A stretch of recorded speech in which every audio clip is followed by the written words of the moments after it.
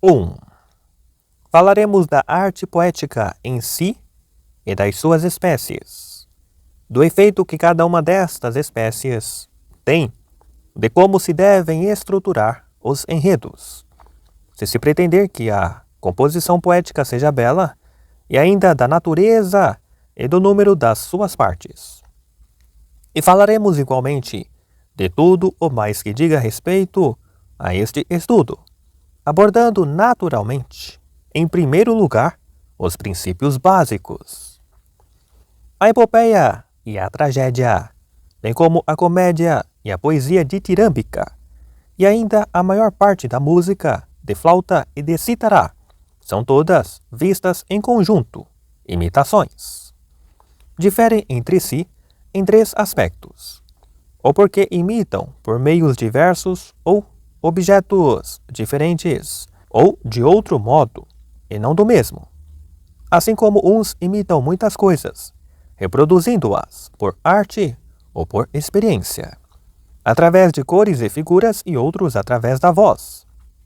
Assim também, nas artes mencionadas, todas realizam imitações por meio do ritmo, das palavras e da harmonia, separadamente ou combinadas. Se a música de flauta e de cítara e algumas outras artes similares, como a música de seringue, conseguem expressividade usando apenas a harmonia e o ritmo, a música dos dançarinos imita, pelo ritmo em si, sem a harmonia, pois os dançarinos, através de movimentos ritmados, imitam não só caracteres, mas também emoções e ações. Todavia, a arte que imita apenas com palavras em prosa ou em verso, podendo misturar-se diferentes metros ou usar único, chegou até hoje sem nome. Realmente, não temos nenhum termo comum para designar os mimos de Sófron e de Xenarco, e os diálogos socráticos, ou a imitação que alguém faça em trímetros, em versos elegiacos, ou a alguns outros metros similares. Com efeito, as pessoas, juntando ao nome do metro a palavra poeta, chamam a uns poetas elegiacos e a outros poetas épicos, não os designando poetas pela imitação, mas pela semelhança do metro. E se escrevem alguma obra em versos sobre medicina ou sobre física, costumam designá-los igualmente por poetas. Ora, nada há de comum entre Homero e Empédocles, a não ser o metro. Por isso será justo chamar a um poeta e a outro naturalista, em vez de poeta. Do mesmo modo, se alguém imitar, juntando todos os metros, como Queremon fez ao compor o Centauro, uma rapsódia com mistura de todos os metros, devem ser ainda considerado poeta. Portanto, sobre este assunto, estabeleçam-se estas distinções. Há algumas artes que se servem de todos os meios mencionados, a saber, o ritmo, a melodia e o metro, tal como a poesia dos ditirambos e a dos nomos, e ainda a tragédia e a comédia. São diferentes porque umas aplicam-nos todos ao mesmo tempo e outras parcialmente. Considero, pois, estas as diferenças dos meios com os quais se realiza a imitação. 2. Uma vez que quem imita representa os homens em ação, é forçoso que estes sejam bons ou maus. Os caracteres quase sempre se distribuem por estas categorias, isto é, todos distinguem os caracteres pelo vício e pela virtude, e melhores do que nós, ou piores, ou tal e qual somos, como fazem os pintores. Polignoto desenhava os homens mais belos, Paulson mais feios, e Dionísio tal e qual eram.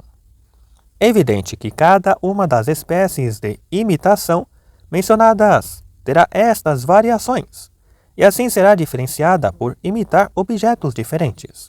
Na dança, e na música de flauta e de cítara. Podem realmente ocorrer estas diferenças, e o mesmo se passa na prosa e na poesia sem acompanhamento musical. Assim, Homero representa os homens melhores do que são e Cleofonte como são, enquanto Hegemon de Tasos, o primeiro que escreveu paródias, e Nicocaris, o autor da Delíada, os representam piores. Acontece o mesmo nos ditirambos e nos nomos. Podem representar-se os ciclopes, à maneira de Timóteo ou de Filoxeno. Também a tragédia se distingue da comédia neste aspecto. Esta quer representar os homens inferiores, aquela superiores aos da realidade.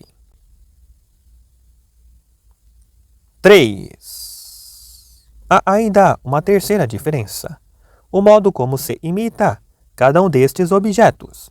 Com os mesmos meios, podem imitar-se os mesmos objetos, ora narrando, seja tomando outra personalidade como faz Homero, seja mantendo a sua identidade, sem alteração, ora representando todos em movimento e em atuação. A imitação existe, pois, com estas três diferenças, como dissemos no início, os meios, os objetos e o modo. Assim, Sófocles seria um imitador igual a Homero, uma vez que os dois representam homens virtuosos, e igual a Aristófanes, porque ambos imitam pessoas em movimento, em atuação. Daí resulta que alguns dizem que as suas obras se chamam dramas, por imitarem as pessoas em ação. Por isso mesmo, os dórios reclamam para si a invenção da tragédia e da comédia. Os megarenses reivindicam a citação da comédia, quer os daqui, como tendo nascido entre eles no tempo da democracia, quer os da Sicília, porque era natural de lá Epicarmo, poeta que foi muito anterior a Quiônides e a Magnis. Alguns dórios do Peloponeso reclamam a autoria da tragédia, tomando as designações como indício. Dizem eles que chamam aos arredores da cidade Comai, enquanto os atenienses chamam de Moi. Portanto, os comediantes não seriam, assim, denominados com base no verbo comazen, mas porque, expulsos por desprezo da cidade, andaram à deriva pelos Comai. Alegam ainda que, para eles, a palavra que significa atuar é drã, enquanto, para os atenienses, é pratem. Sobre as diferenças, quantas e quais, da imitação, estas palavras serão suficientes. 4. Parece ter havido para a poesia em geral duas causas essas naturais. Uma é que imitar é natural dos homens desde a infância, e nisto diferem dos outros animais, pois o homem é o que tem mais capacidade de imitar e é pela imitação que adquire os seus primeiros conhecimentos. A outra é que todos sentem prazer nas imitações. Uma prova disto é o que acontece na realidade. As coisas que observamos ao natural e nos fazem pena agradam-nos, quando as vemos representadas em imagens muito perfeitas, como por exemplo, as reproduções dos quais repugnantes animais e de cadáveres. A razão disto é também que aprender não é só agradável para os filósofos, mas é-o igualmente para os outros homens, embora estes participem dessa aprendizagem em menor escala. É que eles, quando veem as imagens, gostam desta imitação, pois acontece que, vendo, aprendem e deduzem o que representam cada um. Por exemplo, este é aquele assim e assim. Quando, por acaso, não se viu anteriormente o objeto representado, não é a imitação que causa prazer, mas sim a execução, a cor ou qualquer outro motivo do gênero. Estando pois, de acordo com a nossa natureza, a imitação, a harmonia e o ritmo, é evidente que os metros são partes dos ritmos. Desde tempos remotos, aqueles que tinham já propensão para estas coisas, desenvolvendo pouco a pouco essa aptidão, criaram a poesia a partir de improvisos. A poesia dividiu-se de acordo com o caráter de cada um.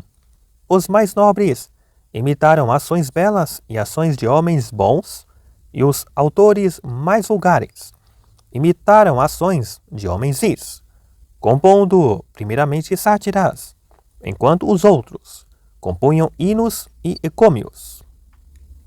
Na verdade, de nenhum dos autores anteriores a Homero podemos citar um poema deste gênero, mas é natural que tenha havido muitos, e depois de Homero começa a haver, por exemplo, o seu Margites e outras obras parecidas. Nesses poemas surgiu o metro iâmbico, por ser adequado ao assunto. Por isso, ainda hoje se chama iâmbico, uma vez que, nesse metro, compunham motejos uns contra os outros. E assim, dos poetas antigos, uns tornaram-se autores de versos heróicos e outros de versos iâmbicos. Homero, ao mesmo tempo que era o maior autor de obras elevadas, foi o único a fazer imitações, não só belas, mas também dramáticas. Foi também o primeiro a conceber a estrutura da comédia, não fazendo sátira, mas sim dramatizando o ridículo. Realmente, o Margites tem para a comédia um papel análogo ao que tem a Ilíada e a Odisseia para a tragédia. Quando a tragédia e a comédia apareceram, dos que dedicavam a cada uma destas espécies de poesia, de acordo com a sua propensão natural, uns tornaram-se poetas cômicos, em vez de autores de iambos, e outros poetas trágicos, em vez de autores épicos, pois que estas formas eram melhores e de maior mérito do que as anteriores. Estudar se a tragédia já chegou ou não a formas suficientemente desenvolvidas, ajuizar isso por si próprio e em relação aos espetáculos é outro assunto. Tendo surgido, portanto, no início da improvisação, tanto a tragédia como a comédia, uma a partir dos autores de ditirambos, outra dos autores de cantos fálicos, cantos estes que têm aceitação ainda hoje em muitas cidades. A tragédia evoluiu pouco a pouco, ao mesmo tempo que se desenvolvia tudo o que lhe era inerente. Após sofrer muitas alterações, a tragédia estabilizou quando atingiu a sua natureza própria. O primeiro a mudar o número de atores de 1 para 2 foi Ésquilo, que também diminuiu as partes do coro e fez com que a parte falada tivesse papel predominante. Sófocles aumentou o número de atores para 3 e introduziu a cenografia. E ainda no que respeita à extensão, após um período de pequenas histórias e de linguagem burlesca, devido a ter se desenvolvido a partir do satírico, a tragédia adquiriu, mais tarde, dignidade, e o metro passou de tetrâmetro a iâmbico. Primitivamente usavam o tetrâmetro por a poesia ser satírica e mais próxima da dança, mas, quando apareceu o diálogo, naturalmente encontrou-se um metro apropriado.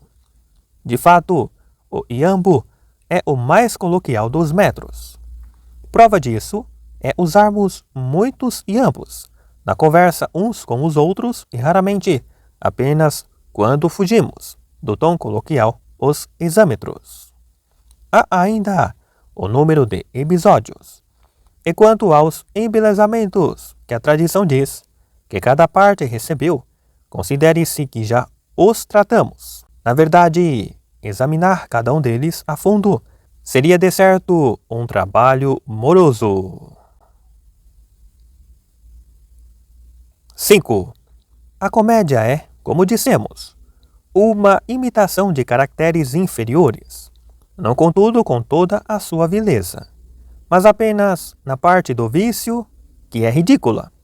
O ridículo é um defeito e uma deformação nem dolorosa, nem destruidora. Tal como, por exemplo, a máscara cômica é feia e deformada, mas não exprime dor. As transformações da tragédia e os autores dessas transformações não são desconhecidos, enquanto que a história da comédia nos escapa por esta não ter recebido, no princípio, muita atenção. Só muito tarde, o Arconte forneceu um coro de comediantes que até aí eram voluntários. Quando a comédia já tinha uma forma definida, é que os chamados poetas cômicos são lembrados. Desconhece-se, porém, quem introduziu na comédia as máscaras, os prólogos, o número de atores e outras coisas deste gênero.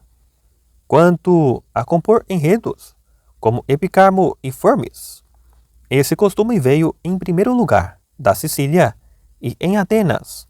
Crates foi o primeiro que, abandonando a forma iâmbica, tomou a iniciativa de compor histórias e enredos com um sentido geral. A epopeia segue de perto a tragédia por ser também imitação, com palavras e ajuda de metro de caracteres virtuosos. Todavia, difere desta por ter um metro uniforme e por ser uma narrativa. Diferem ainda quanto à extensão. Uma esforça-se o mais possível por durar uma só revolução do Sol ou demorar pouco mais, enquanto a epopeia, não tendo limite de tempo, é diferente neste aspecto. Contudo, primitivamente, procediam de igual modo nas tragédias e nas epopeias. No que respeita às partes constitutivas, umas são comuns, outras são específicas da tragédia. Por isso, quem distingue uma boa de uma má tragédia sabe também fazê-lo nas epopeias. Os elementos que a epopeia contém encontram-se todos na tragédia, mas os elementos da tragédia não figuram todos na epopeia. 6. Trataremos da arte de imitar em hexâmetros e da comédia mais tarde. Falaremos, porém, da tragédia, retirando do que já foi dito a definição da sua essência. A tragédia é a imitação de uma ação elevada e completa, dotada de extensão, numa linguagem embelezada, por formas diferentes em cada uma das suas partes, que se serve da ação e não da narração, e que, por meio da compaixão e do temor, provoca a purificação de tais paixões. Por linguagem embelezada, entendo a que tem ritmo, harmonia e canto, e por formas diferentes haver algumas partes executadas apenas com metros, enquanto outras incluem o canto. Uma vez que a imitação é realizada por pessoas que atuam, a organização do espetáculo será necessariamente, em primeiro lugar, uma parte da tragédia. Depois a música, a elocução, pois é através destes elementos que realizam essa imitação. Considero elocução a própria combinação dos metros. E música tem um sentido absolutamente claro. Como a tragédia é a imitação de uma ação e é realizada pela atuação de algumas pessoas, que necessariamente são diferentes no caráter e no pensamento. É através disto que classificamos as ações. São duas as causas das ações, o pensamento e o caráter. E é por causa destas ações que todos vencem ou fracassam. O enredo é a imitação da ação, entendendo aqui por enredo a estruturação dos acontecimentos, enquanto os caracteres são os que nos permitem dizer que as pessoas que agem têm certas qualidades e o pensamento é quando elas, por meio da palavra, demonstram alguma coisa ou exprimem uma opinião. É necessário, portanto, que toda a tragédia tem as 6 partes pelas quais é definida. São elas: enredo, caracteres, elocução, pensamento, espetáculo e música. 2 partes constituem os meios de imitar. Uma parte, o modo. 3, os objetos da imitação. E para além disto, nada mais existe. Foram muitos, sem dúvida, os que tiveram de escrever com estes elementos, pois tudo tem espetáculo, caráter, enredo e elocução, bem como canto e pensamento. Mas o mais importante de todos é a estruturação dos acontecimentos. É que a tragédia não é a imitação dos homens, mas das ações e da vida. Tanto a felicidade como a infelicidade estão na ação, e a sua finalidade é uma ação e não uma qualidade. Os homens são classificados pelo seu caráter, mas é pelas suas ações que são infelizes ou o contrário. Aliás, eles não atuam para imitar os caracteres, mas os caracteres que são abrangidos pelas ações. Assim, os acontecimentos e o enredo são o objetivo da tragédia, e o objetivo é o mais importante de tudo. Além disso, não haveria tragédia sem ação, mas poderia haver sem caracteres. As tragédias da maior parte dos poetas modernos não têm caracteres.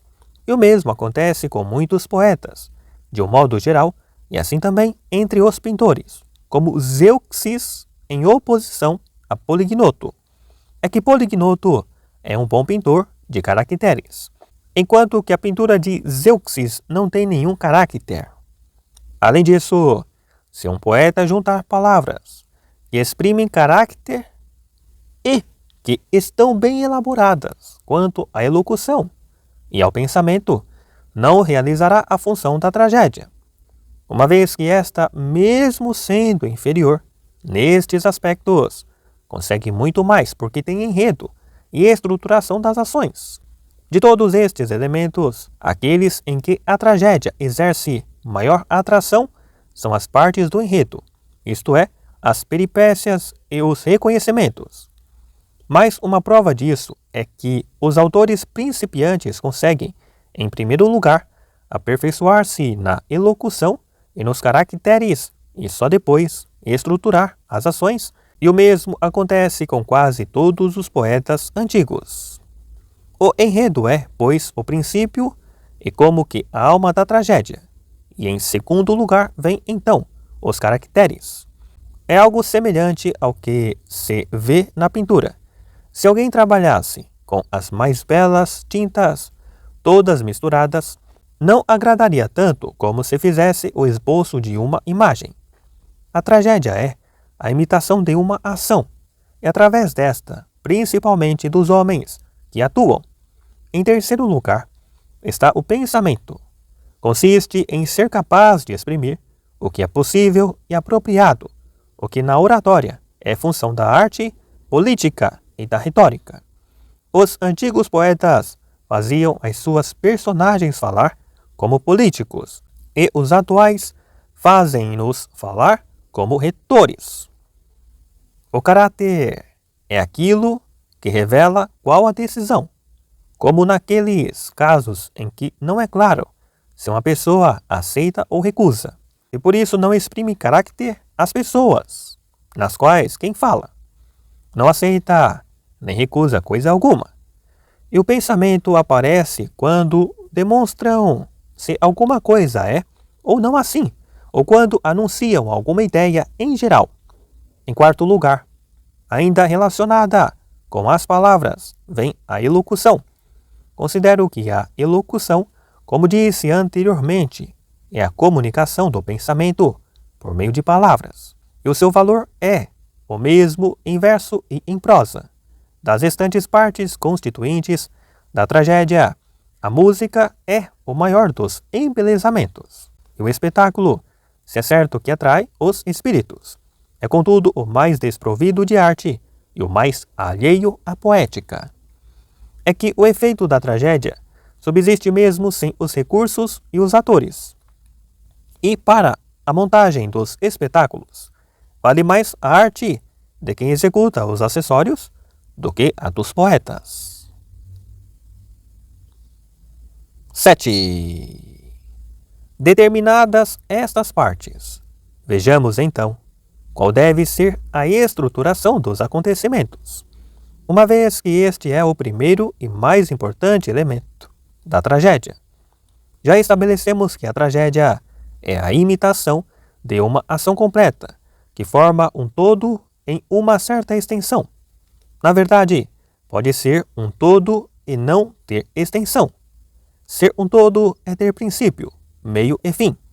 Princípio é aquilo que, em si mesmo, não sucede necessariamente a outra coisa, mas depois do qual aparece naturalmente algo que existe ou virá a existir. Pelo contrário, fim é aquilo que aparece depois de outra coisa, necessariamente ou na maior parte dos casos, e aqui não se segue nada. Meio é aquilo que é antecedido por um e seguido pelo outro. Portanto, é necessário que os enredos bem estruturados não comecem nem acabem ao acaso, mas sim apliquem os princípios anteriormente expostos. Além disso, uma coisa bela, seja um animal, seja toda uma ação, sendo composta de algumas partes, precisará não somente de as ter ordenadas, mas também de ter uma dimensão que não seja ao acaso.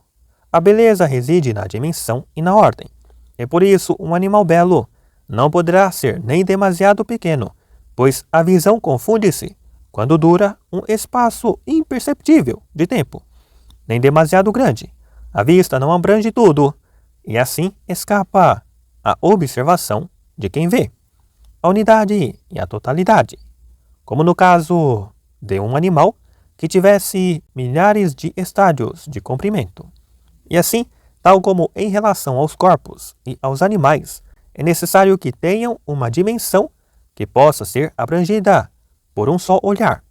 Também em relação aos enredos, será necessária uma duração determinada, fácil de recordar. Os limites da extensão, de acordo com os concursos e a faculdade de percepção, não são do âmbito da arte, pois se fosse preciso apresentar a concursos sem tragédias, competiriam perante as clepsidras, como aconteceu algumas vezes, segundo dizem, pela própria natureza da ação em matéria de duração. O limite mais amplo, desde que se seja perfeitamente claro, é sempre o mais belo. Para dar uma definição em termos genéricos, o limite conveniente da extensão é que esta seja tal que reúna, de acordo com o princípio da verossimilhança e da necessidade, a sequência dos acontecimentos, mudando da infelicidade para a felicidade e vice-versa. 8. Se houver uma só personagem, isso não implica, como pensam alguns, unidade de enredo.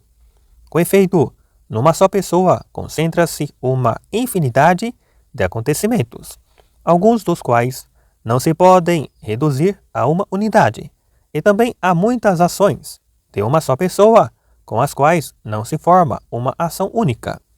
Por isso, parece terem errado todos os poetas que compuseram uma Heracleida, uma Teseida, ou outros poemas do mesmo gênero. Pensam eles que, sendo Heracles um só homem, a sua história deveria ser também una. Mas Homero, assim como se distingue no mais, também parece que compreendeu isto bem, devido à sua arte ou ao seu talento ao compor a Odisseia. Não narrou tudo o que aconteceu a Ulisses, como por exemplo, que ele foi ferido no Parnaso e que fingiu estar louco na Assembleia. Acontecimentos entre os quais não existia qualquer ligação necessária ou aparente. Pelo contrário, compôs a Odisseia e igualmente a Ilíada, centradas numa ação una, como nós o entendemos. Portanto, Assim como nas outras artes imitativas, a um só objeto corresponde uma só imitação.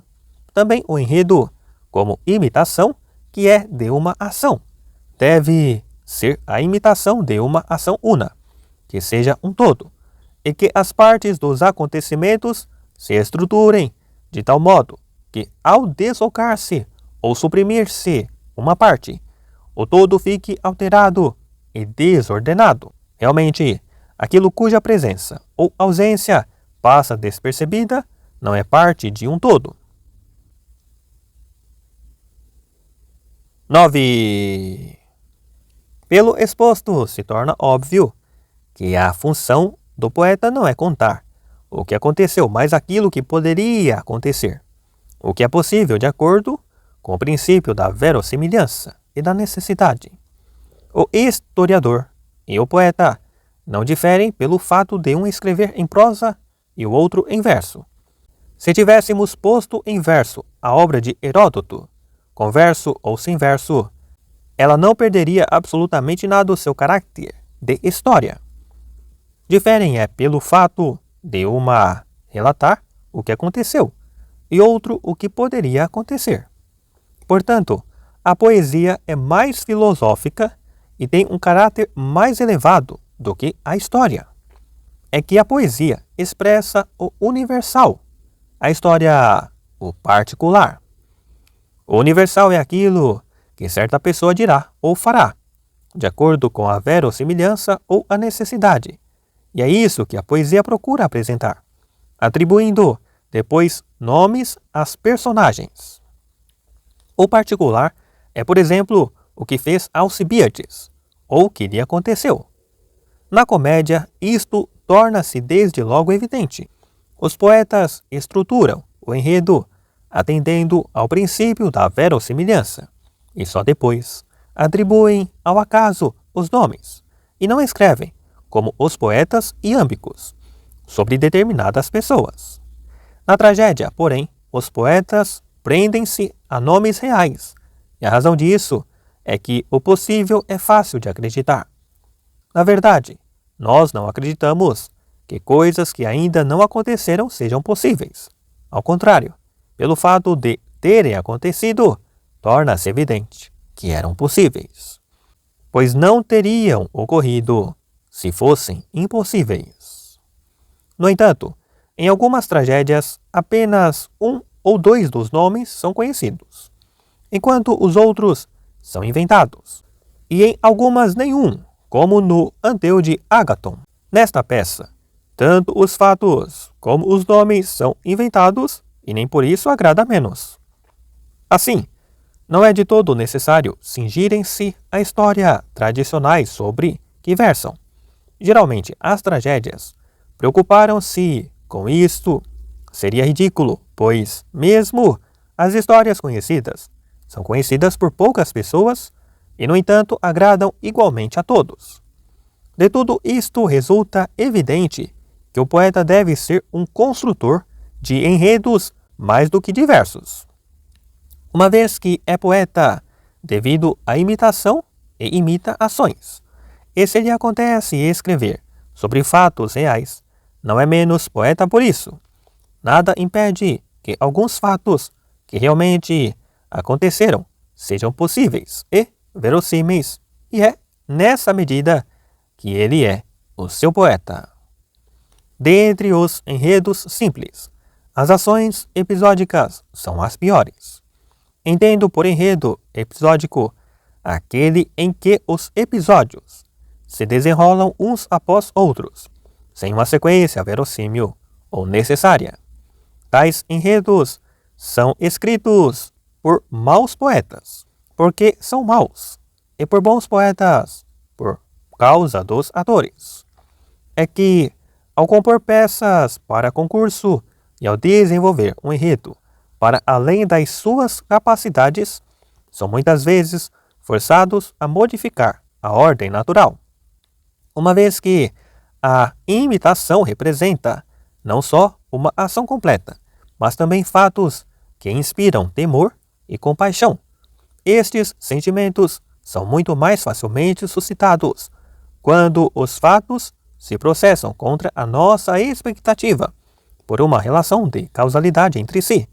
Desta forma, a imitação será mais surpreendente do que se surgisse do acaso e da sorte, pois os fatos acidentais causam mais admiração quando parece que acontecem de propósito, como por exemplo a estátua de Mítis, em Argos, ter sido a causadora da morte de Mítis, quando ele assistia a um festival caindo-lhe em cima. Tais fatos parecem não acontecer por acaso. Portanto, enredos deste gênero são necessariamente mais belos. 10. Há enredos simples e complexos, pois as ações que os enredos imitam apresentam, pela sua própria natureza, uma distinção similar. Considero ação simples aquela que, como foi definido, é coerente e una, e em que a mudança de fortuna se produz sem peripécias nem reconhecimento. Será complexa quando a mudança for acompanhada de reconhecimento ou peripécias, ou ambas as coisas. E estas coisas devem surgir da própria estrutura do enredo, de forma a que resultem de acontecimentos anteriores e ocorram de acordo com o princípio da necessidade e da verossimilhança.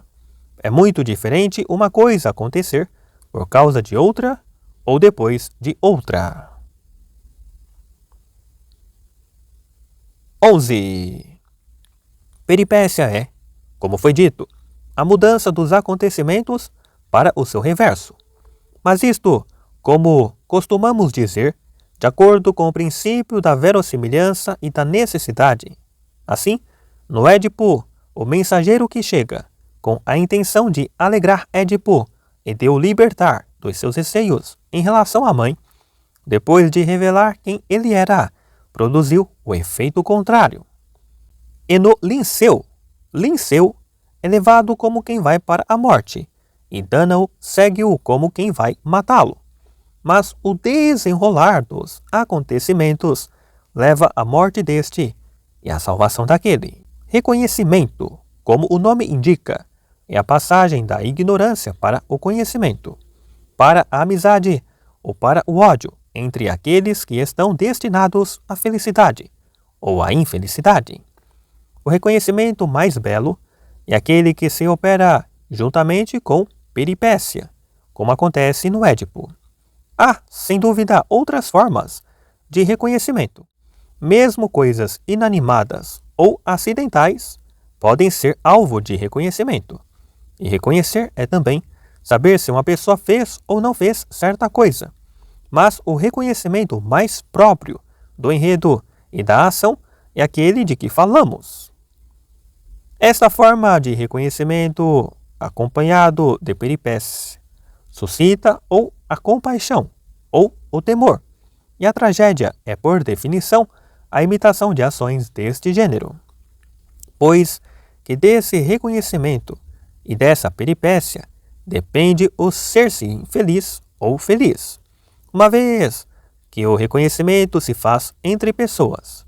Às vezes é só uma pessoa que é reconhecida por outra, se esta já é conhecida pela primeira, mas poderá ser necessário haver um reconhecimento de parte a parte.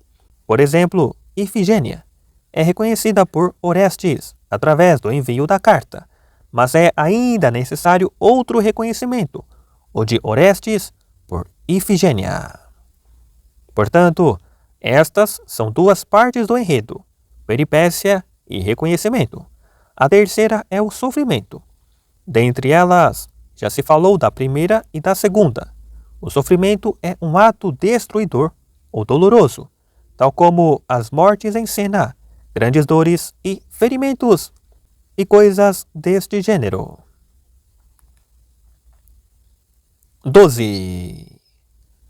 Falamos já das partes da tragédia que devem ser consideradas como seus elementos essenciais, mas quantitativamente, as partes em que se divide a tragédia são estas: prólogo, episódio, êxodo, parte coral e dentro desta o párodo e o estásimo, que são comuns a todas as tragédias, e ainda o que é cantado a partir da cena e as lamentações, que são próprias apenas de algumas tragédias. Prólogo é a parte completa da tragédia que precede a entrada do coro. Episódio é a parte completa da tragédia entre dois cantos completos do coro. Êxodo é a parte completa da tragédia depois da qual não há canto do coro.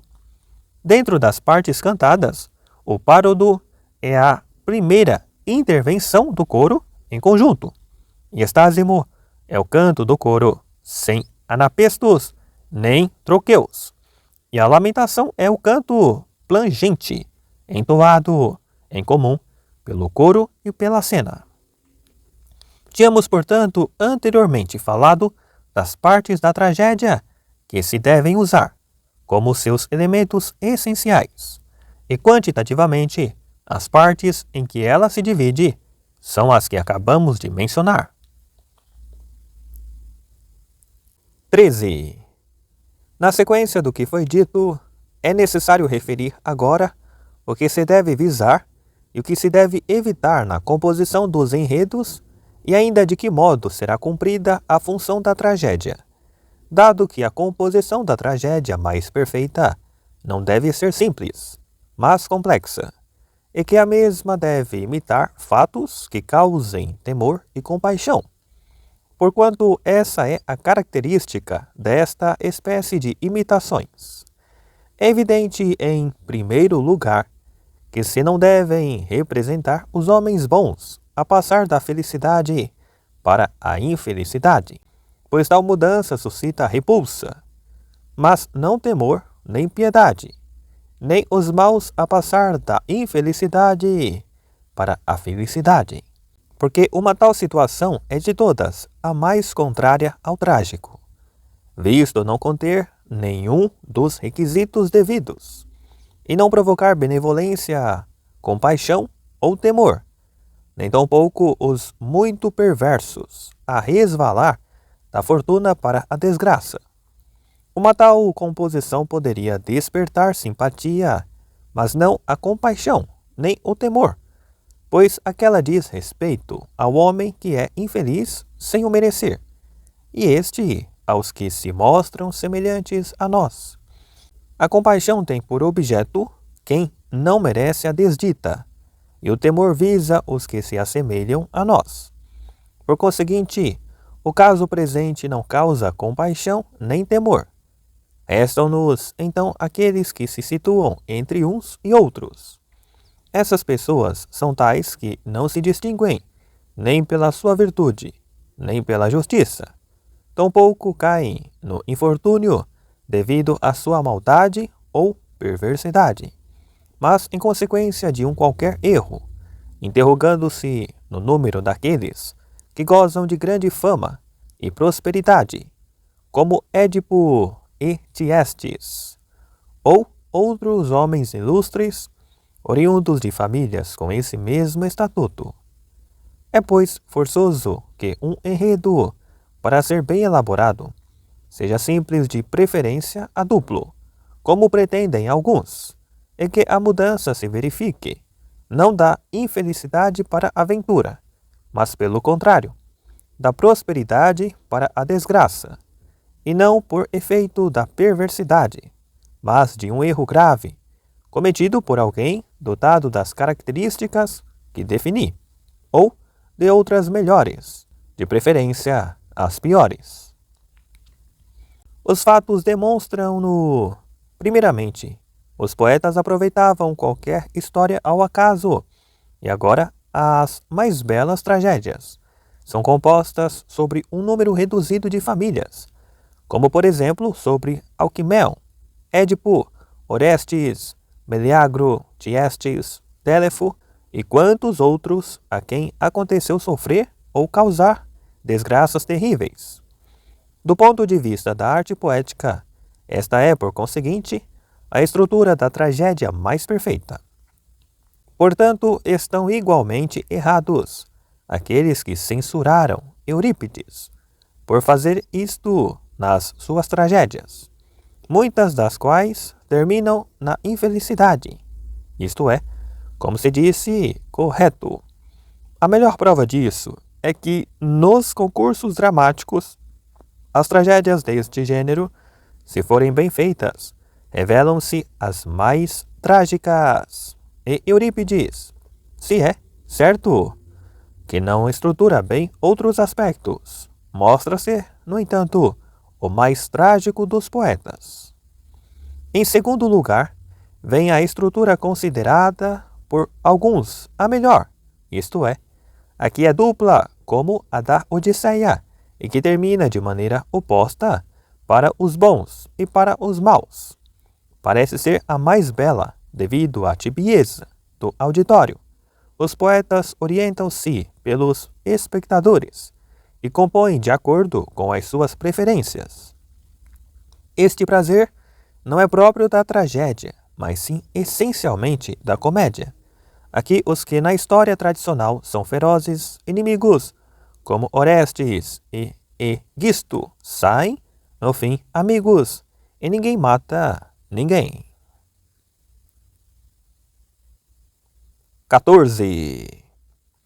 O temor e a compaixão podem realmente ser despertados pelo espetáculo e também pela própria estruturação dos acontecimentos, o que é preferível e próprio de um poeta superior. É necessário que o enredo seja estruturado de tal maneira que quem ouvir a sequência dos acontecimentos, mesmo sem os ver, se arrepie de temor e sinta compaixão pelo que aconteceu. Isto precisamente sentirá quem ouvir o enredo do Édipo.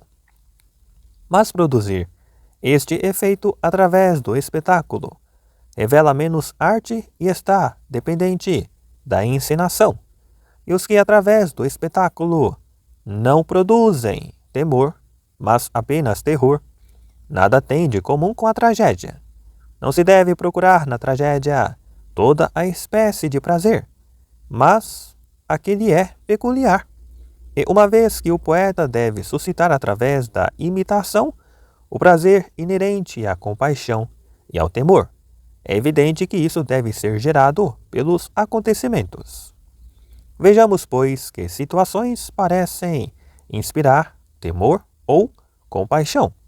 Necessariamente, ações deste gênero passam-se entre amigos ou entre inimigos, ou então entre pessoas que não são nenhuma coisa nem outra.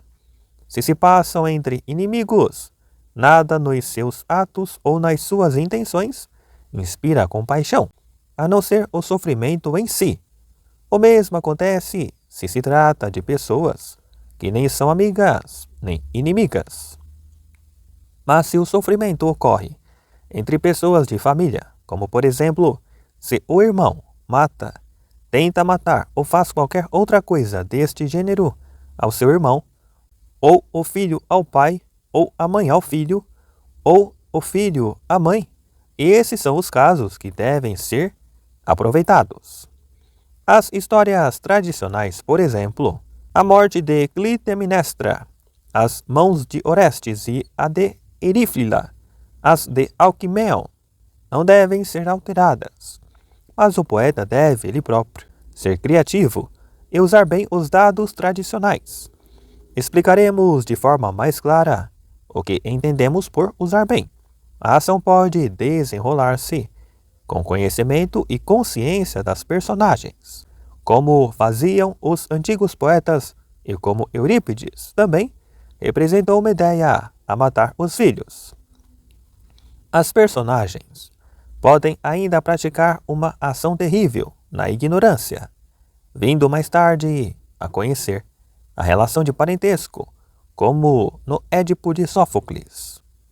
Este é um caso que está fora da ação da peça, mas pode estar inserido na própria tragédia, como o Alquimeu de Astidamante, ou como o Telégono, no Ulisses Ferido. Um terceiro caso possível é alguém, por ignorância, pensar fazer qualquer coisa de irreparável, mas descobrir o parentesco antes de agir. E dentro deste campo, não há outras possibilidades. As personagens necessariamente praticam a ação ou não, com conhecimento ou sem conhecimento. Destes casos, o pior é estar a ponto de, conscientemente, praticar a ação e não a praticar. Isto é repugnante e não é trágico, pois não se consuma o ato destruidor. Por isso, ninguém procede assim, a não ser raramente, como Rémon, em relação a Creonte, na Antígona. Em segundo lugar, o caso em que a ação é executada. Melhor é quando se age na ignorância e se descobre a relação de parentesco depois de o fato se ter consumado.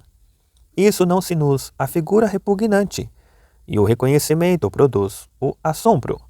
O melhor caso é o último, ou seja, do gênero do Cresfontes, em que Merope está a ponto de matar o filho, e não o mata, mas o reconhece. Ou na Ifigênia, em que a irmã reconhece o irmão. Ou ainda na Hele, em que o filho reconhece a mãe, quando estava prestes a entregá-la. Por isso, como anteriormente se diz, as tragédias não são sobre um grande número de famílias. Na verdade, os poetas foram procurando e encontraram, não por parte, mas por acaso, o efeito a alcançar nos seus enredos. Tiveram então de se voltar para estas famílias, no seio das quais ocorreram sofrimentos desse gênero, sobre a estruturação dos acontecimentos e como devem ser os enredos. Dissemos já o suficiente. 15. No que diz respeito aos caracteres, há 4 aspectos que se devem ter em vista. E o primeiro e mais importante é que os caracteres sejam bons. Haverá caráter se, como se disse, as palavras ou as ações da personagem mostrarem que está animada de um certo propósito. E o caráter será bom se esse propósito for bom. Caráter bom pode existir em todos os tipos de personagem. Uma mulher pode ser boa e bem assim um escravo, embora aquela seja, talvez, um ser inferior e este inteiramente vil. O segundo aspecto a tomar em conta é que os caracteres sejam apropriados. Um caráter pode ter valentia, mas não é próprio de uma mulher ser valente e esperta. O terceiro aspecto é a semelhança dos caracteres conosco. Isto é, diferente de fazer o caráter bom e apropriado, como foi definido. O quarto aspecto é a coerência do caráter. Se imita alguém incoerente e se tradicionalmente lhe atribuído esse tipo de caráter, também é necessário que seja coerentemente incoerente. Temos um exemplo de maldade de caráter não necessária em Menelau no Orestes, de caráter inconveniente e desajustado. São exemplos o lamento de Ulisses no Sila e o discurso de Melanippe, e de caráter incoerente a Ifigênia em Áulide, pois a Ifigênia suplicante não tem qualquer semelhança com a Ifigênia do resto da peça. Tanto nos caracteres como na estrutura dos acontecimentos, deve-se procurar sempre ou necessário ou o verossímil, de maneira que uma personagem diga ou faça o que é necessário ou verossímil, e que uma coisa aconteça depois de outra, de acordo com a necessidade ou a verossimilhança. É claro que o desenlace dos enredos deve resultar do próprio enredo, e não de uma intervenção ex machina, como na Medeia ou como na Ilíada, na altura do embarque. Mas deve usar-se esse artifício em coisas que se passam fora da ação da peça ou coisas que aconteceram antes dela e que o mortal não conhece, ou coisas futuras que devem ser preditas e anunciadas. Com efeito, atribuímos aos deuses o dom de ver tudo. Não deve haver nas tragédias nada de irracional, e se houver, que seja fora da tragédia, como no Édipo de Sófocles, uma vez que a tragédia é a imitação de homens melhores do que nós. Deve seguir-se o exemplo dos bons pintores de retratos, estes fazendo os homens iguais a nós e respeitando a sua forma própria, pintam-nos mais belos. Assim o poeta, quando imita homens irascíveis, negligentes ou com outros defeitos deste gênero no seu caráter, deve representá-los como são e ao mesmo tempo como homens admiráveis, da mesma forma que Homero representou Aquiles nobre, mas modelo de inflexibilidade. Devem, pois, observar-se estes princípios e, além disso, as questões que necessariamente acompanham o sentir poético. É que, neste âmbito, com frequência se cometem erros. Sobre isto, disse o suficiente em outras obras publicadas. 16. O reconhecimento foi já anteriormente definido. Entre as espécies de reconhecimento, a primeira, a que tem menos arte, e a que os poetas mais usam por falta de engenho, é o reconhecimento através de sinais.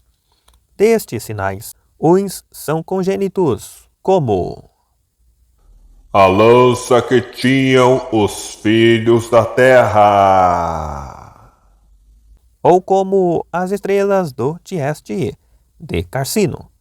Outros são adquiridos depois de nascer, e destes uns estão no corpo, como cicatrizes, outros fora do corpo, como os colares e como no tiro, por meio de um barco. Estes sinais podem ser mais ou menos bem aproveitados, como, por exemplo, Ulisses, que por causa da sua cicatriz foi reconhecido de uma maneira pela ama e de outra pelos guardadores de porcos. Os reconhecimentos que surgem como prova e todos os deste gênero têm menos arte, enquanto os que acompanham uma peripécia, como no episódio do banho, são melhores. A segunda espécie são os reconhecimentos forjados pelo poeta, e por isso mesmo sem arte. Assim, Orestes, na Ifigênia, revela que é Orestes. Ifigênia é reconhecida pela carta, mas ele próprio diz o que o poeta quer e não o que o enredo requer. Isto aproxima-se muito do erro já mencionado, uma vez que ele poderia também trazer alguns sinais. Mas um exemplo deste tipo de reconhecimento é a voz da lançadeira no Tereu de Sófocles. A terceira espécie é através da recordação, quando, ao ver alguma coisa, se tal reconhecimento, como nos Cíprios de Diceógenes, em que a personagem, ao ver o quadro, chorou, e na narrativa de Alcino, em que Ulisses, ao ouvir o citaredo, se recorda e chora, e por isso se opera o reconhecimento. A quarta espécie decorre de um raciocínio, como por exemplo, nas Coéforas. Alguém parecido com Electra chegou. Ninguém é parecido com ela, a não ser Orestes. Logo foi Orestes que chegou. Outro exemplo é o do sofista Polido, sobre Ifigênia. Diz ele que seria verossímil Orestes pensar que se a irmã fora sacrificada, também a ele aconteceria ser sacrificado. E no Tideu de Teodectes, o pai pensa que, tendo vindo para encontrar o filho, vai ele próprio morrer. Ou ainda nos Fineidas, quando viram o local, as mulheres compreenderam o seu destino, isto é, que lhes estava destinado a morrer naquele lugar, pois que aí tinham sido expostas. Há ainda um reconhecimento baseado no falso raciocínio do público, como no Ulisses, o falso mensageiro. O distender do arco, coisa que mais ninguém era capaz de fazer, é inventado pelo poeta e é uma suposição, e também seria se ele dissesse reconhecer o arco que nunca vira. É fazer um falso raciocínio pensar que por causa disso ele será reconhecido.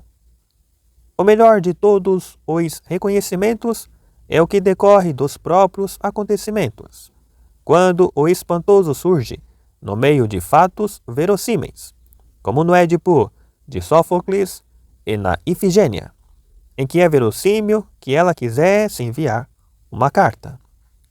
Realmente, só reconhecimentos deste gênero dispensam sinais e colares inventados. Em segundo lugar, os melhores são os que decorrem de um raciocínio. 17. Devem estruturar-se os enredos e completá-los com a elocução, pondo-os o mais possível diante dos olhos. Assim, vendo-os com toda a clareza, como se estivesse perante os próprios fatos, o poeta poderá descobrir o que é apropriado e não deixará escapar nenhuma contradição. É prova disto o que censuraram a Carcino. Anfiarau saía do templo, o que passaria despercebido a quem não visse, mas que em cena foi apulpado pelos espectadores, que ficaram descontentes.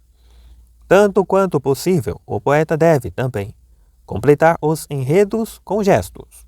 Com efeito, dos poetas com o mesmo talento, os mais convincentes são os que sentem as emoções. Quem sente fúria, transmite fúria, e quem está irritado, mostra irritação de forma mais realista. Por isso, a arte da poesia é própria de gênios ou de loucos, já que os gênios são versáteis e os loucos deliram. O poeta deve esboçar em geral os enredos, quer os tradicionais, quer os que ele próprio inventa, e só depois, então, introduzir episódios e desenvolver. Entendo por esboçar em geral o exemplo de Ifigênia, uma jovem, tendo sido oferecida em sacrifício e tirada secretamente aos que iam sacrificá-la, é levada para outro país, onde era lei imolar a deusa os estrangeiros, e torna-se sacerdotisa desse culto. Tempos depois, aconteceu ao irmão da sacerdotisa chegar a esse país, pois um deus lhe ordenara. A razão dessa ordem está fora do geral, que visse ali, mas o objetivo da sua vinda não pertence ao enredo. Uma vez chegado, é preso, e quando está para ser sacrificado, dá-se a conhecer, seja na versão de Eurípides, seja na de Polído, dizendo o que é verossímil, que não só a irmã, mas também ele devia ser sacrificado, e daí a sua salvação. Depois disto, e dados os nomes às personagens, é preciso introduzir os episódios. Deste modo, os episódios serão apropriados, como no caso de Orestes, a loucura devido à qual foi preso, e a salvação por causa de ser purificado. Na verdade, nos dramas os episódios são curtos, enquanto que a epopeia é alongada por eles. Com efeito, o argumento da Odisseia não é longo. Certo homem, ainda errante muitos anos fora do seu país, vigiado por Poseidon e sozinho, e, entretanto, em sua casa, os seus bens são desbaratados por pretendentes que conspiram também contra o seu filho. Então chega ele, depois de sofrer uma tempestade, e dando-se a conhecer a alguns, ataca e salva-se, matando os seus inimigos. Isto é, o enredo propriamente dito. Tudo o mais são episódios. 18. Toda a tragédia tem um nó e um desenlace. Os fatos exteriores à ação e alguns dos que constituem essa ação formam, muitas vezes, o nó, e o resto é o desenlace. Entendo por nó o que vai desde o princípio até ao momento, imediatamente antes da mudança, para a felicidade ou para a infelicidade, e por desenlace, o que vai desde o início desta mudança até ao fim. Por exemplo, no Linceu de Teodectes, o nó compreende os acontecimentos anteriores, o rapto da criança e também o deles. O desenlace estende-se desde a acusação de assassínio até ao fim. As espécies de tragédia são 4, tantas quantas as partes já mencionadas. A tragédia complexa em que tudo é peripécia e reconhecimento. A tragédia de sofrimento, como as peças sobre Ajax e sobre Ixião. A tragédia de caráter, como as mulheres de Fítia e o Peleu. Em quarto lugar, a tragédia espetacular, como as Fórcides e o Prometeu, e todas as que se passam no Hades. É necessário um grande esforço, no sentido de que a tragédia tenha todos os elementos, e se não, os melhores e o maior número deles. Sobretudo, tendo em conta como hoje são criticados os poetas. Como houve bons poetas em cada uma das partes, pretendem que um só poeta supere a especialidade de cada um deles. Nada como o enredo para se dizer, com justeza, que uma tragédia é diferente ou é igual. É igual quando tem o mesmo nó e desenlace. Mas muitos que estruturam bem o nó elaboram mal o desenlace. É necessário harmonizar as duas coisas. Necessário é também lembrar o que já se disse muitas vezes, e não transformar uma tragédia numa estrutura épica. Por épico, entendo com pluralidade de histórias, como se alguém, por exemplo, dramatizasse todo o enredo da Ilíada. Na epopeia, devido à sua amplitude, as partes recebem o desenvolvimento apropriado, mas nos dramas ficam muito longe do que se esperava. Um exemplo disso são os que dramatizaram a destruição de Troia, na totalidade e não por partes, como Eurípides, ou os que escreveram a história toda de Níobe, e não fizeram como Ésquilo. Todos estes ou fracassam ou têm dificuldades nos concursos, uma vez que também Ágaton falhou nesse único aspecto.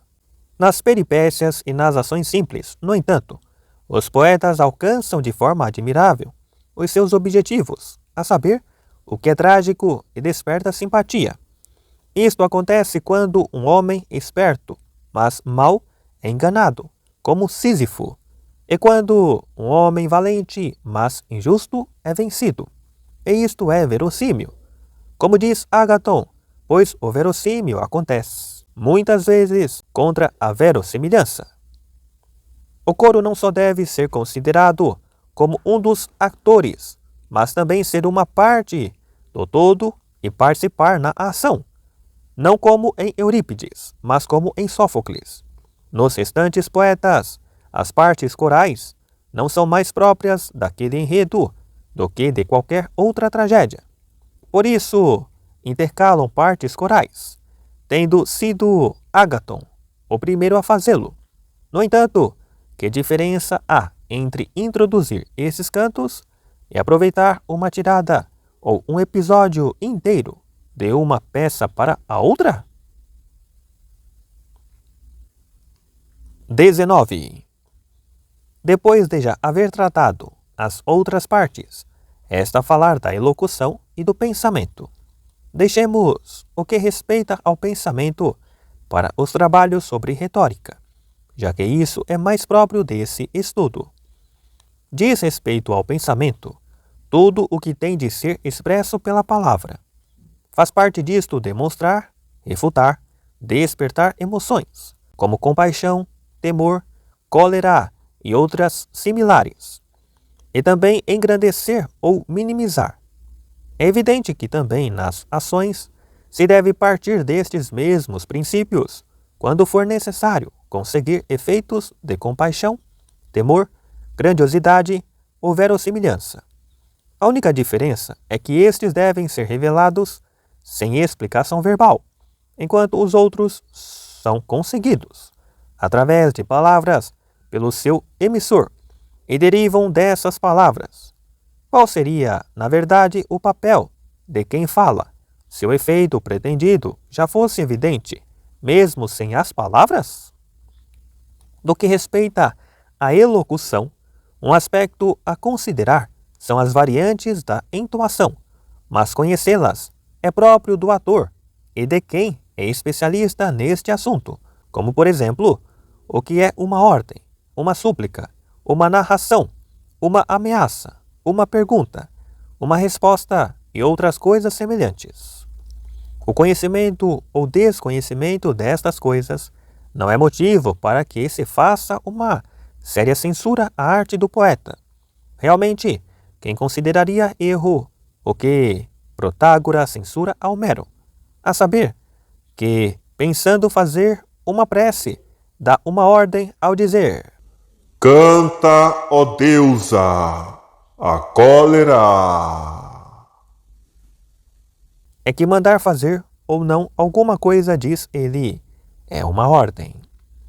Considere-se, pois, ser este estudo próprio de outra arte, que não da arte poética. 20.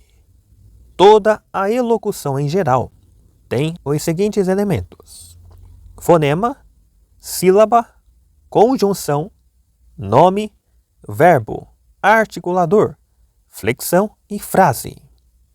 Fonema é um som indivisível, não um qualquer, mas aquele de que se pode fazer um som compósito. Na verdade, há também sons indivisíveis de animais, mas a nenhum deles chamo fonema. As espécies de fonema são vogal, expirante e oclusiva. Vogal é aquele fonema que tem um som audível, sem contato da língua com as várias partes da boca. Expirante é aquele que tem um som audível através desse aspecto, como por exemplo, S e R. Oclusiva é o fonema que, com esse contato, não tem, por isso só, nenhum som, mas que se torna audível juntamente a alguns dos que têm algum som, como por exemplo G e D. Estes fonemas são diferenciados pelas formas da boca, pelos pontos de articulação, por serem aspirados ou não aspirados, longos ou breves, ou ainda agudos, graves ou intermédios. Sobre estes aspectos refletem, em pormenor, as obras consagradas à métrica. A sílaba é um som sem significado, composto de um fonema surdo e de outro sonoro.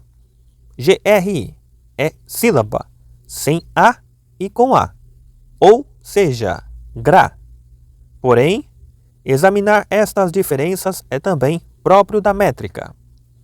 A conjunção é um som sem significado que nem impede nem produz um som significativo único a partir da junção de vários sons, e que pode colocar-se tanto nos extremos como no meio da frase, mas que não deve figurar sozinho no seu início, como é o caso de men, etoi, de. Ou então um som não significativo que dá origem a que se crie de vários sons significativos, um único som com significado. O articulador é um som desprovido de significado que indica o princípio, o fim ou a divisão de uma frase, como por exemplo, amphi, peri e outros. Ou então um som sem significado que nem impede nem produz, a partir de vários sons, um só som significativo que por natureza se coloca, tanto nos extremos como no meio. O nome é um som composto, significativo, sem ideia de tempo, e de que nenhuma parte é, por si mesma, significativa. Na verdade, nas palavras compostas, não empregamos os seus componentes como significando alguma coisa isoladamente. Por exemplo, em Teodoro, Doro não tem significado. O verbo é um som composto significativo, com ideia de tempo, do qual nenhuma parte tem, só por si, significado, como nos nomes. Na verdade, homem ou branco não indicam quando, mas caminha ou caminhou, acrescenta ao seu sentido a ideia de presente e passado, respectivamente. A flexão é própria do nome ou do verbo e transmite ideias de deste ou para este e outras semelhantes, singular e plural, como homem ou homens, e ainda modos de expressão, da mesma que fala, como seja a interrogação e a ordem. Assim, ele caminhou ou caminha tu, são de acordo com estas distinções, flexões do verbo. A frase é um som composto, significativo, do qual algumas partes têm por si mesmas algum significado, como Cleon, em Cleon caminha. Na verdade, nem todas as frases são compostas de verbos e de nomes, como por exemplo, a definição de homem. É possível haver uma frase sem verbo, mas certamente terá sempre uma parte significativa. A frase consegue unidade de duas maneiras, a saber, ou designa uma só coisa, ou é composta de várias partes articuladas entre si, como por exemplo a Ilíada, que tem uma unidade pela articulação de suas partes, e a definição de homem, que é una por designar uma coisa só. 21. Há duas espécies de palavras, simples, e considero simples aquela que não é formada de partes significativas, como ge, e composta. Esta é constituída ou por uma parte com significado e outra sem significado, ou com ou sem significado, mas não dentro da palavra, ou por partes significativas. Uma palavra pode ser constituída por 3, 4 ou mais partes, como muitos vocábulos dos massaliotas. Por exemplo, hermokaikohatos. Toda a palavra é ou corrente ou rara, ou metáfora, ou ornamento, ou inventada, ou alongada, ou abreviada, ou modificada. Entendo por palavra corrente aquela que todos nós usamos, e rara aquela que usam outros povos. Assim, é evidente que a mesma palavra pode ser rara e corrente, mas não para os mesmos. Na verdade, signon é corrente para os cipriotas e raro para nós. A metáfora é a transferência de uma palavra que pertence a outra coisa, ou do gênero para a espécie, ou da espécie para o gênero, ou de uma espécie para outra ou por analogia. Considero do gênero para a espécie o caso de O meu barco parou. Na verdade, estar ancorado é uma forma de estar parado. E da espécie para o gênero. Certamente Ulisses praticou 10.000 nobres ações. Pois 10.000 é muito, e aqui é usada em vez de muitas. De uma espécie para a outra é exemplo. Arrancando a vida com a brônzea espada. E Cortando com o bronze indestrutível. é que neste caso, arrancar significa cortar, e cortar significa arrancar. E ambos querem dizer tirar alguma coisa. E por analogia, entendo, quando o segundo termo está para o primeiro, como o quarto está para o terceiro, assim o poeta usará o quarto em vez do segundo, ou o segundo em vez do quarto. Às vezes, acrescentam ao termo que usam aquele que ele está a substituir. Dou um exemplo. A taça está para Dionisos, como o escudo está para Ares. Assim, dir-se-á que a taça é o escudo de Dionisos e que o escudo é a taça de Ares. Ou a velhice está para a vida, como o entardecer para o dia. Poderá dizer-se então que o entardecer é a velhice do dia, ou como Empédocles, que a velhice é o entardecer da vida, ou o crepúsculo da vida. Todavia, em alguns casos de analogia, não existe palavra apropriada, mas proceder-se-á exatamente da mesma maneira. Por exemplo, espalhar a semente é semear, mas o espalhar da luz pelo sol não tem designação própria. No entanto, isto está para o sol, como o semear está para a semente. Por isso se disse: semeando uma luz divina. E também é possível lidar com este tempo de metáfora de outro modo.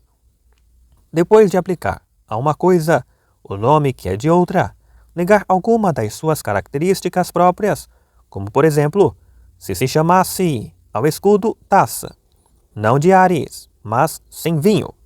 Palavra inventada é aquela que, não sendo em geral usada por ninguém, é estabelecida pelo próprio poeta, e parece que são assim alguns nomes, como ernugas, com o significado de chifres, e aritera, com o de sacerdote. Uma palavra pode ainda ser alongada ou abreviada. Alongada, se empregada uma vogal mais longa do que a que lhe é própria, ou uma sílaba intercalada, abreviada, se se lhe omitiu alguma coisa.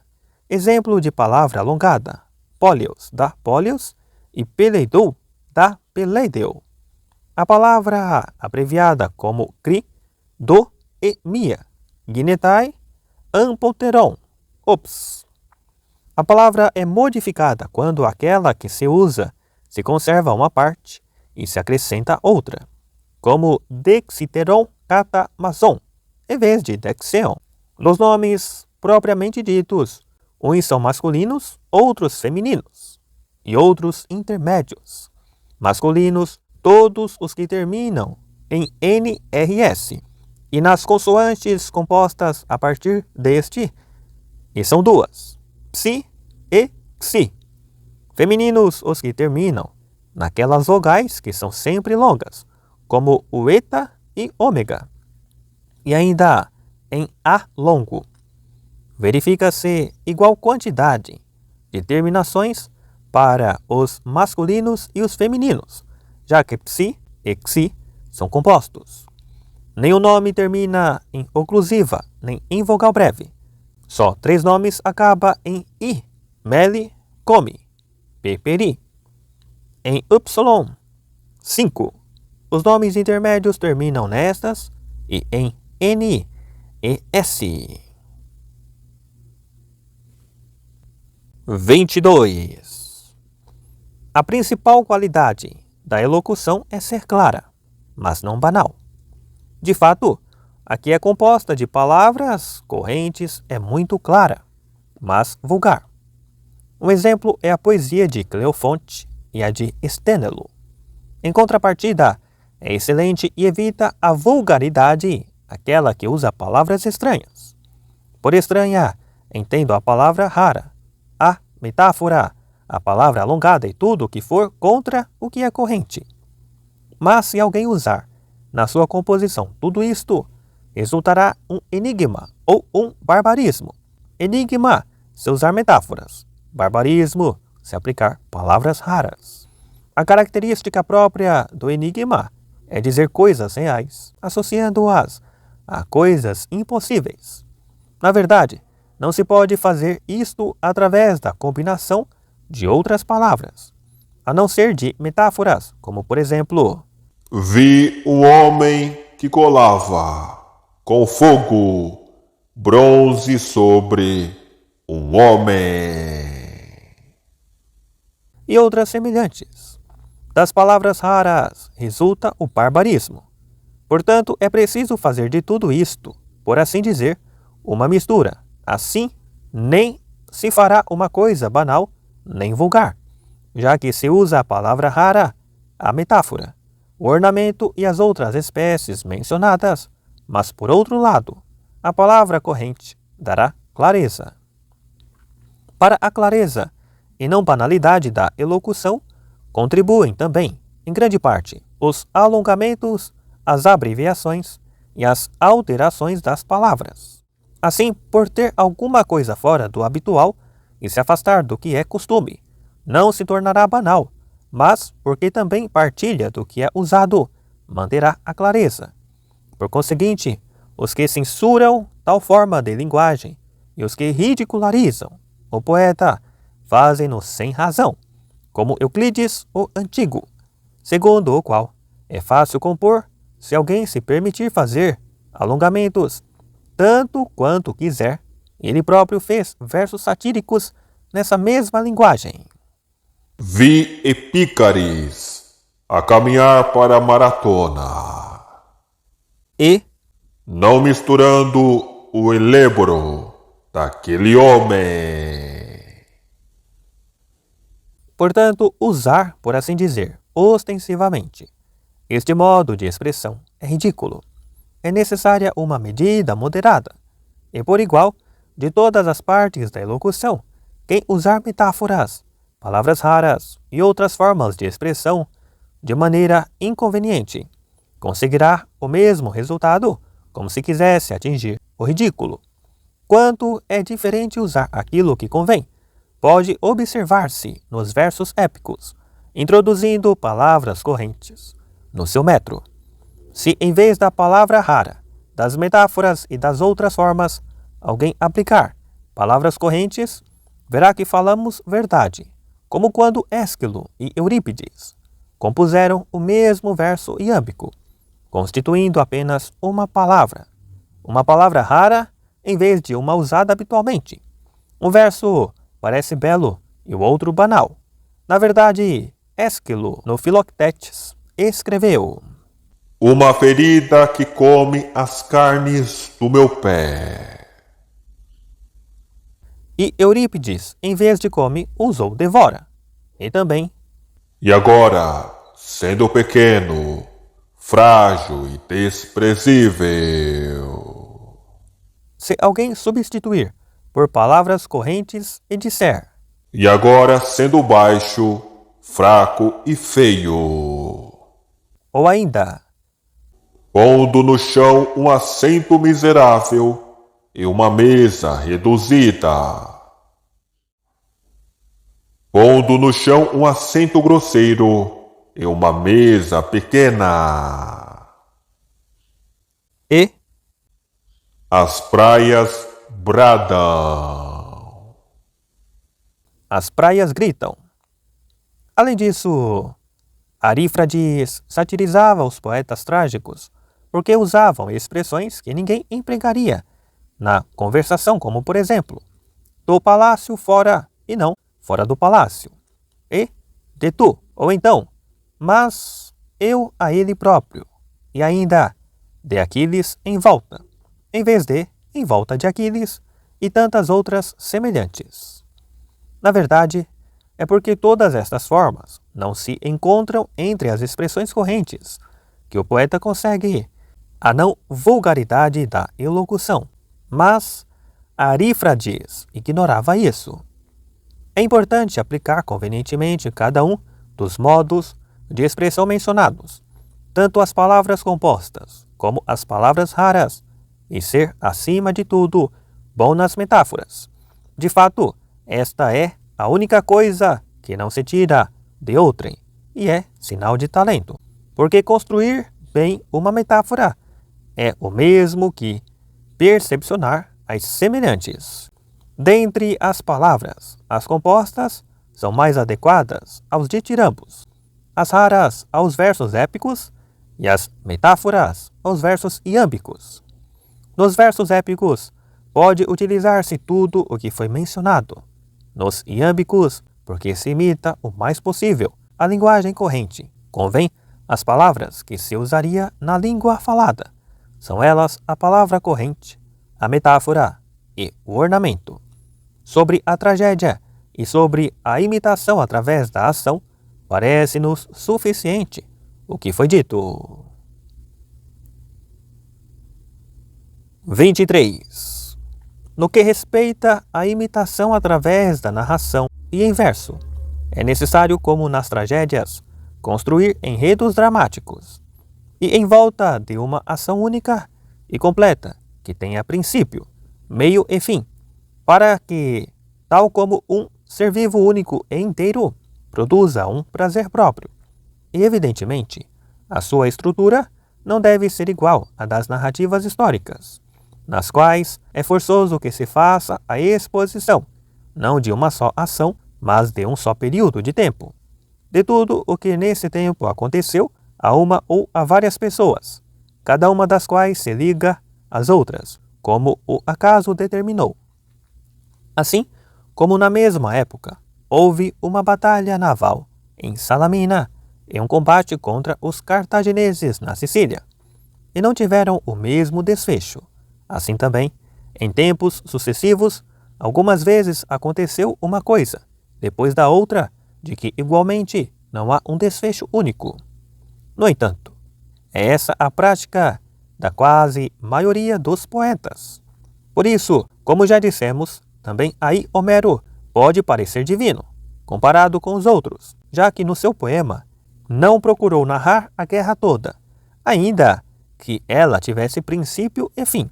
O enredo teria ficado grande e difícil de abranger de um só relance, ou então era comedido na extensão, mas complicava com incidentes diversos. Por conseguinte, pegando numa só parte, tratou de outras partes em numerosos episódios, como por exemplo, no Catálogo das Naus, e em outros, com que diversificou o poema. Os outros poetas, em contrapartida, escreveram sobre uma só personagem, ou sobre um só tempo, ou sobre uma só ação com muitas partes, como o poeta dos cantos Cíprios e o da pequena Ilíada. É por isso que da Ilíada e da Odisseia se pode, de cada uma, fazer uma tragédia, ou quando muito duas, mas dos cantos Cíprios muitas e da pequena Ilíada pelo menos 8, como por exemplo o julgamento das armas, Filoctetes, Neoptólemo, Eurípilo, o mendigo, as Lacedemônias, a destruição de Troia, partida das naus, Sinon e as troianas. 24. Além disso, é preciso que a epopeia tenha as mesmas espécies que a tragédia, a saber, ou simples ou complexa, ou de caráter ou de sofrimento. E também as mesmas partes, à exceção da música e do espetáculo. Deve ser igualmente peripécias, reconhecimentos e cenas de sofrimento, e ainda beleza de pensamento e de elocução. Tudo isto Homero usou, em primeiro lugar, e na perfeição. Assim, na verdade, compôs ele cada um dos seus poemas. A Ilíada simples e de sofrimento, e a Odisseia complexa, com reconhecimentos ao longo de todo o poema, e de caráter, e além disto superou todos na elocução e no pensamento. A epopeia difere da tragédia na extensão da composição e no metro. Quanto ao limite da extensão, baste o que já foi dito. Deve ser possível abranger de um só relance o princípio e o fim, e isto acontecerá se as composições forem mais curtas do que as antigas, e se forem semelhantes na duração ao número de tragédias que são apresentadas a uma única audição. A epopeia tem uma característica particular muito importante para aumentar a extensão, uma vez que na tragédia não é possível imitar muitas partes da ação que se desenrola ao mesmo tempo, mas apenas a parte representada em cena pelos atores. Em contrapartida, na epopeia, por ser uma narração, é possível apresentar muitas ações realizadas simultaneamente, através das quais, desde que sejam apropriadas ao assunto, se aumenta a elevação do poema. Este privilégio contribui, assim, para dar grandiosidade, proporcionar uma mudança ao ouvinte e introduzir variedade com episódios diversos. Com efeito, a monotonia que rapidamente sacia faz as tragédias fracassarem. Como resultado da experiência, o metro heróico revelou-se o apropriado. Se alguém fizesse uma imitação narrativa em qualquer outro metro, ou em vários, pareceria inadequado. É que o metro heróico é o mais imponente e o mais elevado dos metros. E por isso apresenta mais palavras raras e metáforas. De fato, a imitação narrativa é superior às outras formas, enquanto os trímetros iâmbicos e os terrâmetros trocaicos são movimentados, estes próprios da dança e aqueles da ação. Seria ainda mais absurdo se alguém os misturasse, como Queremon. Por isso, ninguém fez um poema longo em outro metro que não o heróico. Mas, como dissemos, a própria natureza ensina a escolher o que lhe é conveniente. Homero, sendo digno de louvor por muitos motivos, é-o em especial porque é o único poeta que não ignora o que lhe compete a ele fazer. De fato, o poeta em si deve dizer o menos possível, pois não é através disso que faz a imitação. Os outros intervêm eles mesmos, durante todo o poema, e imitam pouco e raramente. Ele, pelo contrário, depois de fazer um breve preâmbulo, põe imediatamente em cena um homem, uma mulher ou qualquer outra personagem, e nenhuma sem caráter, mas cada uma dotada de caráter próprio. Realmente, nas tragédias deve-se criar o maravilhoso, mas na epopeia é mais possível o irracional, principal fonte do maravilhoso, já que não se está a ver quem pratica a ação. Por isso, posta em cena a perseguição a Heitor pareceria ridícula, uns parados e sem o perseguirem, e aqueles a fazer um sinal negativo com a cabeça. Mas na epopeia isso passa despercebido. O maravilhoso dá prazer. A prova é que todos fazem narrativas, acrescentando qualquer coisa, de maneira a agradar. Além do mais, Homero ensinou os outros poetas a dizer falsidades de maneira certa. É isto o paralogismo. Os homens fazem este raciocínio. Se isto existe, logo também existe aquilo. Ou se isto acontece, logo também acontece aquilo. Ou seja, se o segundo existe, também existe ou acontece o primeiro. Mas isto é falso. Por isso, se o primeiro for falso, mas de tal modo que se existisse, o segundo teria de existir ou acontecer, é preciso acrescentar ao primeiro o segundo. Por saber que este último é verdadeiro, o nosso espírito deduz erradamente que o primeiro é como ele. Exemplo disto é a cena do banho. Deve preferir-se o impossível verossímil ao possível inverossímil. Não devem compor-se enredos com partes irracionais, mas pelo contrário, não devem ter absolutamente nada de irracional.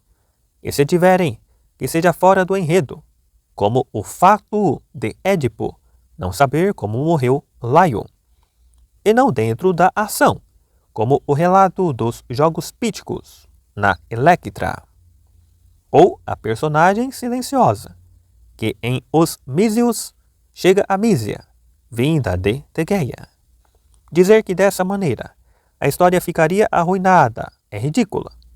Por princípio, não se deve compor tais enredos, mas, se o poeta aproveitar um enredo desses e o fizer parecer razoavelmente plausível, mesmo o que é absurdo pode ser admitido, pois na Odisseia as coisas irracionais sobre o desembarque não seriam toleráveis, como se tornaria evidente se o mau poeta as tivesse composto. Portanto, o poeta dissimula o absurdo, temperando-o com outras boas qualidades. Quanto à elocução, deve ser trabalhada com especial cuidado, nas partes estáticas e que não tem nem caracteres nem pensamento. Em contrapartida, a elocução demasiado brilhante ensombra os caracteres e o pensamento. 25. O que respeita a problemas e soluções. Quantas e quais são as suas espécies? Tornar-se-á claro se o encararmos do modo que se segue. Uma vez que o poeta é um imitador, como um pintor ou qualquer outro criador de imagens, imita sempre necessariamente uma das três coisas possíveis. Ou as coisas como eram, ou são realmente, ou como dizem e parecem, ou como deviam ser. Isto exprime-se através da elocução, em que há palavras raras, metáforas e muitas modificações da linguagem. Na verdade, essa é uma concessão que fazemos aos poetas. Além disso, a ideia de correção da política e da poética não é a mesma, nem a de outra arte e da poética. O erro da poética em si pode ser duplo, o que diz respeito a si mesma e o que é acidental. Na verdade, se o artista escolher imitar e não for capaz, é um erro da arte poética em si. Se não escolheu bem, mas, pelo contrário, pretendeu representar o cavalo a estender para a frente, ao mesmo tempo, as duas patas direitas, ou o erro tem a ver com uma ciência particular, como a medicina ou outra ciência, ou representou coisas impossíveis.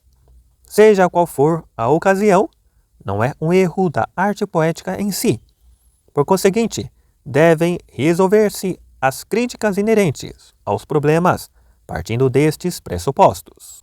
Em primeiro lugar, casos que dizem respeito à arte em si, escrever coisas impossíveis é errar, mas está correto se o objetivo próprio da arte, objetivo esse já mencionado, for alcançado, se dessa forma se conseguir que uma ou outra parte se torne mais impressionante.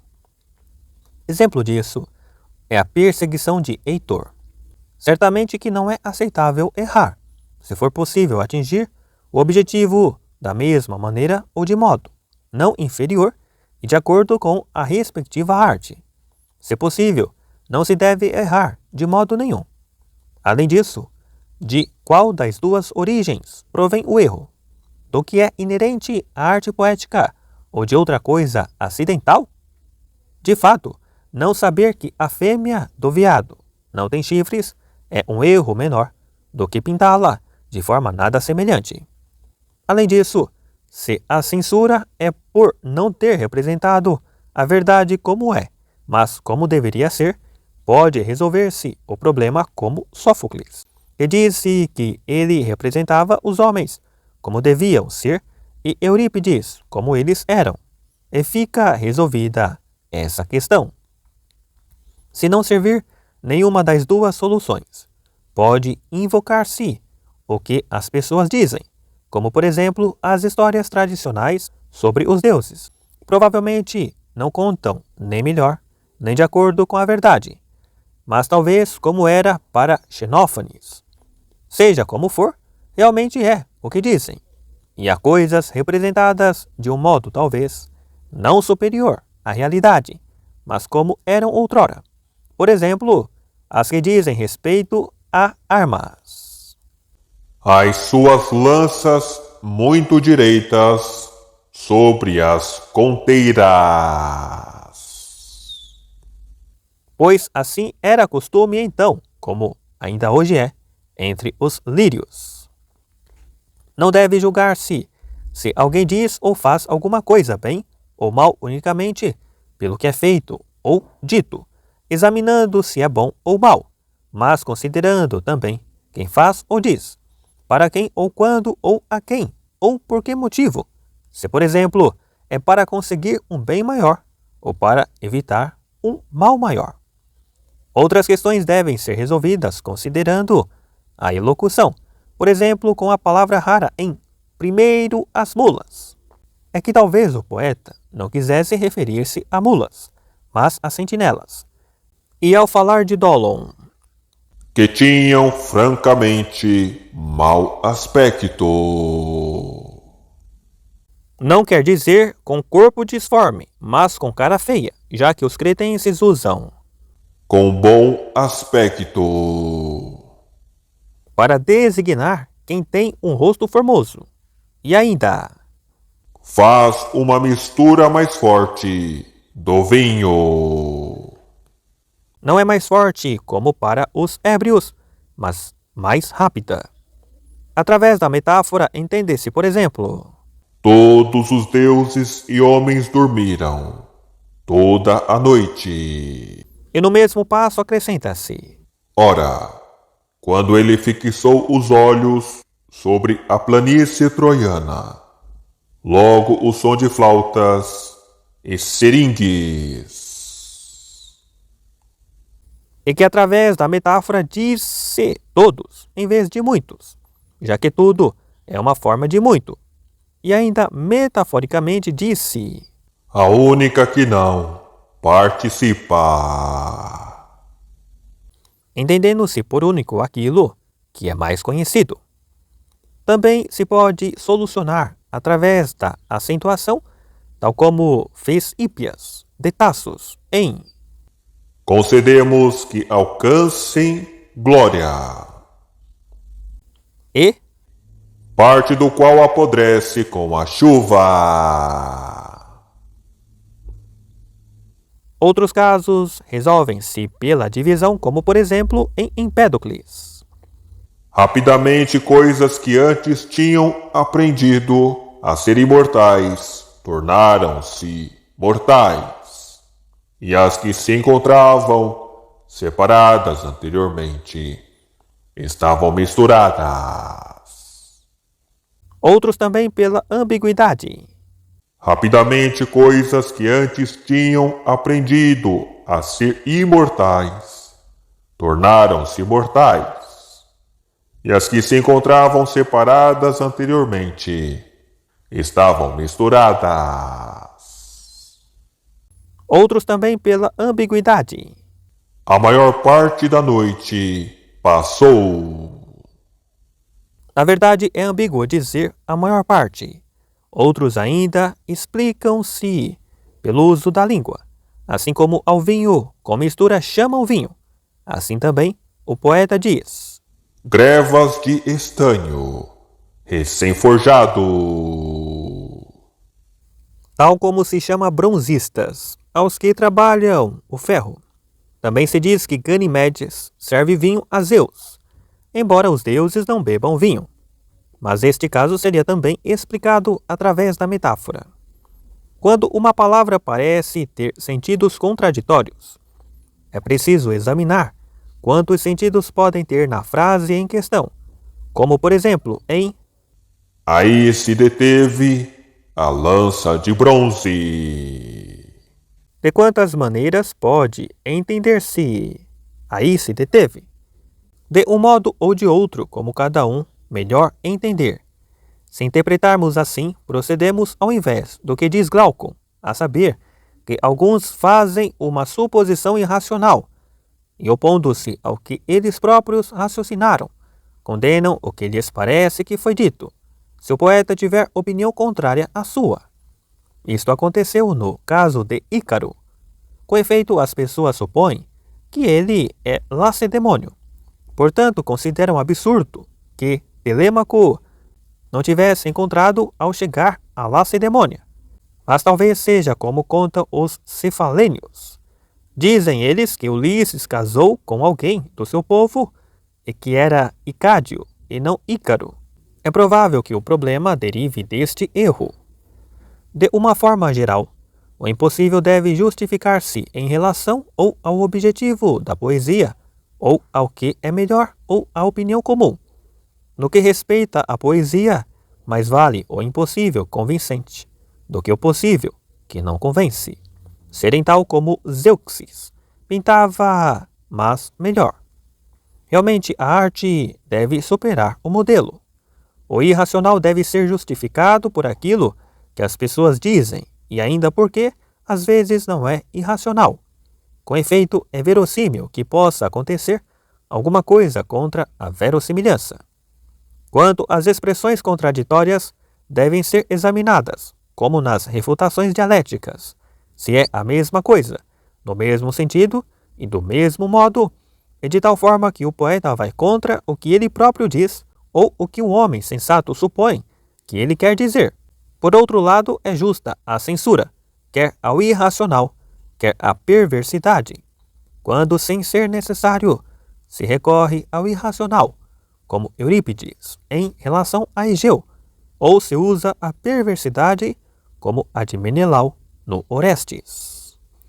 Por conseguinte, as censuras provêm de 5 espécies: coisas impossíveis ou irracionais, ou impróprias ou contraditórias, ou contrárias ao que é correto em relação à arte, e as soluções devem ser examinadas a partir do que foi enunciado, e são 12.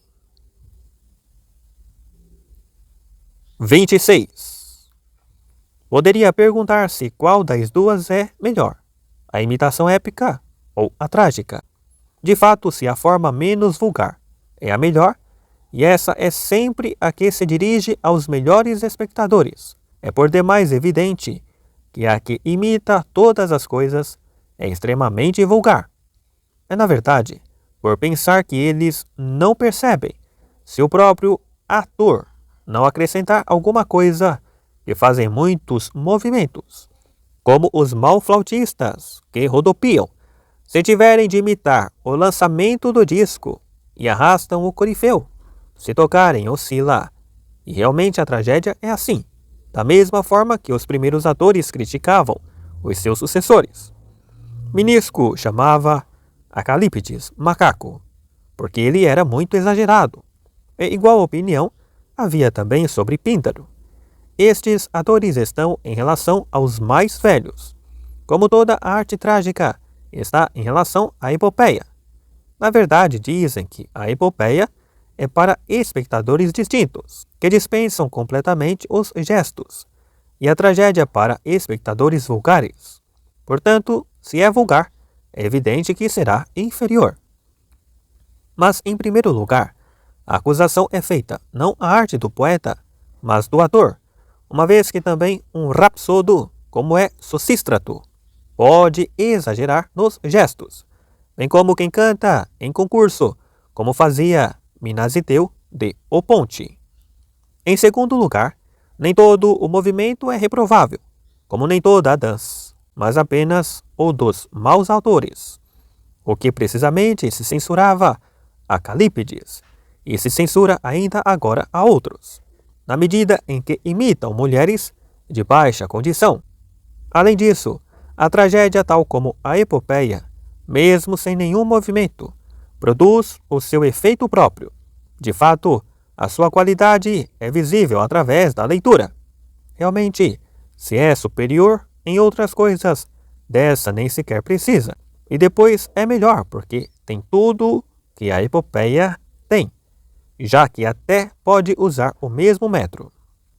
E tem ainda um elemento que não é de menos importância, como a música e o espetáculo, através dos quais se produzem os mais vivos prazeres.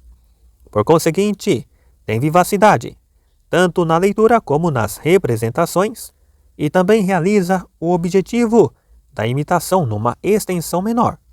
Com efeito, o que é mais concentrado agrada mais do que o que é diluído em muito tempo.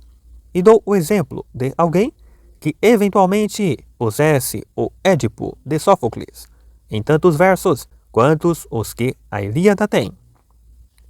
Mais ainda, a imitação dos poetas épicos tem menos unidade.